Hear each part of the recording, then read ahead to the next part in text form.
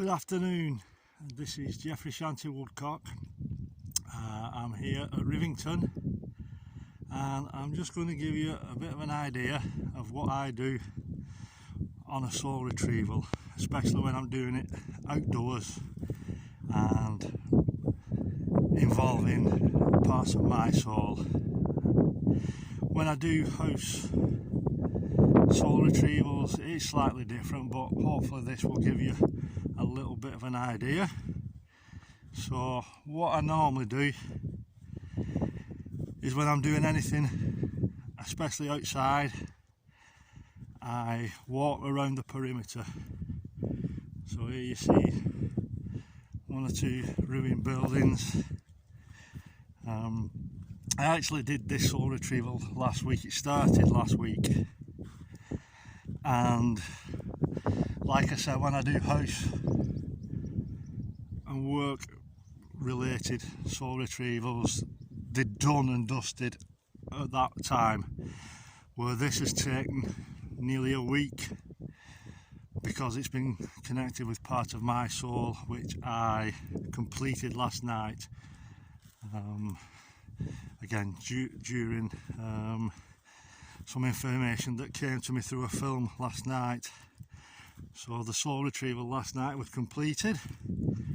So like I said, what I do, I'm just going to walk round and show you exactly where I went last Tuesday. And so there's a few little buildings, ruins. So I'm getting to the edge of them now. And we get up here, watching we don't break a neck on these rocks.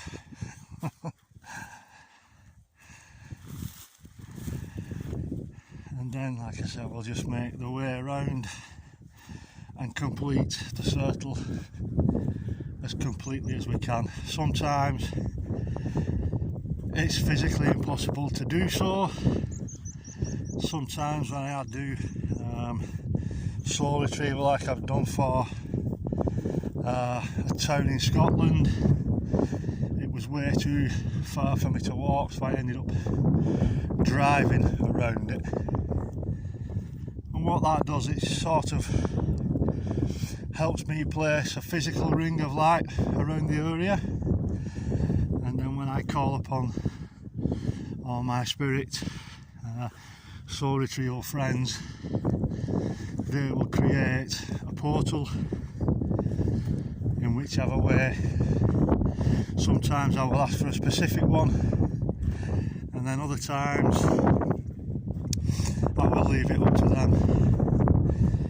So we're just coming up to finishing the circle now, and then what I do, start to enter the buildings or the ruins, whichever I feel I'm drawn to. And on this particular one, we're going to go back to the first building. I was drawn to go into this first building after I'd, like I said, closed the circle. And like I said, by now I would have invited my soul retrieval friends to come in to bless me with protection if I need any protection, guidance to help sense anything or connect with any messages that I'm being gifted. But this is the building that I was drawn to, and I went, again, very, very gently into the middle. In this corner, I was gifted a very swift vision of a little boy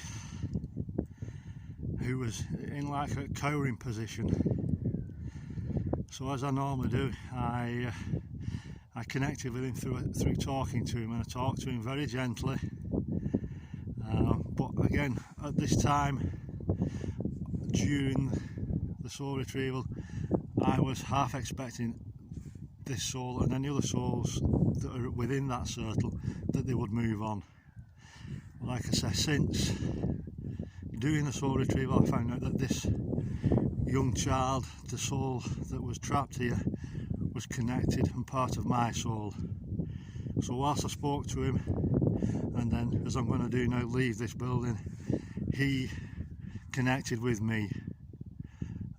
Obviously there was something that I needed to do to help my soul release the emotions from this lifetime, and what emotions I've released from this lifetime have helped me release others from other lifetimes. So it's been sort of putting one cycle to bed. Another few little bits and bats, and again I started to put Reiki symbols in, just a few, again as I was guided to, especially in this one. Again, there's nothing unpleasant, there's no unpleasant feelings. Now sometimes I can get really unpleasant ones, and if you do seek out my book, which I wrote about all the soul retrievals that I've done thus far, you will read about one that I did at a place called Boleskine House in Scotland, a place where Alistair Crowley once resided about 13 years in the 1900s, and he was connected with, for want of a better word, black magic and such. And when I went to do that soul retrieval, boy did it test my strength, because so much fear and so much negativity was surrounding that area. It was unbelievable, but we did it. And like I say, if you would like to purchase a copy of my book, it's called Taxi for Spirit, a diary of a soul retriever. I do have copies myself, and the book is also available on Amazon and Waterstones and other various bookstores online. So I've done the walk round, I've been into that building, I went into the others, didn't feel anything at all, but this little area now, I started to walk around just the grassy area rather than the thick stuff, and I sensed a little essence and energy change. And I don't know if you can see it, but we'll get to it. There is a little mound here. Now I'm just wondering if there are bones of a body or whatever that has been placed under here, but I was guided and blessed with a pheasant feather, and I don't know if you can see it, but I actually placed it there. Yeah, I'm not too close. I placed it on top of this mound as a memorial to those who have passed here. Now, I don't understand how old these buildings are, but if we realise, since this planet was created and since life has been on this planet, we're talking what, millions, billions of years. So who knows what and who has walked upon this land that I'm standing on now. Prehistoric animals, whatever. So there could be birds, there could be souls of any type of animal, fish, whatever. So like I said, when I do the circle, anything that is ready to move on will move on. Now, sometimes, like when I've done the Culloden battlefield, other battlefields, graveyards, even here, I know that I and my soul retrieval friends will only help those who we have agreed to help. So if there are any other souls still here, they are awaiting other people who do similar to what I do, or maybe you know, because everyone on this planet is a soul retriever, you just don't know it. So why do you say that? How do you say that? How do you explain it? Right. If you've been to somewhere and you feel you've been there before, but you know you haven't been there in this lifetime, that's a very good pointer that you've been there before, or at least your soul has. If you feel it was a beautiful place and you love being there, that's a sign that you've had happy times there, and you're most likely connecting with happy energies. Likewise, if you go somewhere and you feel, well, I don't want to be here, I want to move on, let's go, that's obviously a sign that your soul has experienced negative experiences, and those places are more than likely where you are likely to connect with parts of your soul that have become trapped. Simply because when a soul becomes trapped, it becomes trapped through the experiences that its physical body was experiencing upon the physical body passing.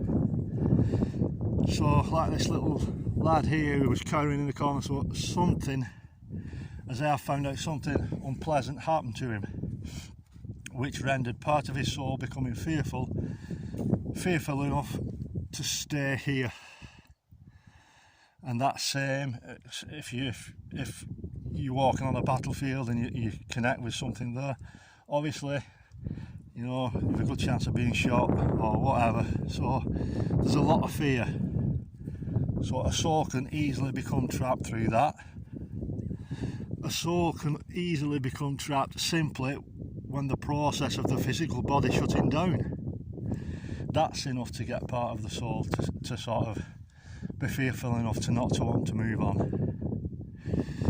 So this is what everybody in this world is doing, whether you believe it or whether you understand it, but you are connecting with soul particles from past lives. Now in your home, if you do hear noises or you start getting smells, odours, or pictures being thrown off wall, which on one soul retrieval I did at a house, a painting was thrown across the room, a glass was knocked off a shelf. Now a lot of people will look at that as very frightening, and I would have agreed with you when I was in that state, but now as I understand why these things happen, they're not hurting us. It is just their way, the soul's way of saying, look, I'm ready to move on, can you help me? And if the incidents get louder or they get more frequent, then look at that as a sign that the soul is becoming more impatient and it's ready. It's saying, look, I'm ready for home. Now again, I can attest to this because since I started on this journey, Spirit will wake me up in the middle of the morning. They'll do all sorts, they'll turn TV on. The other day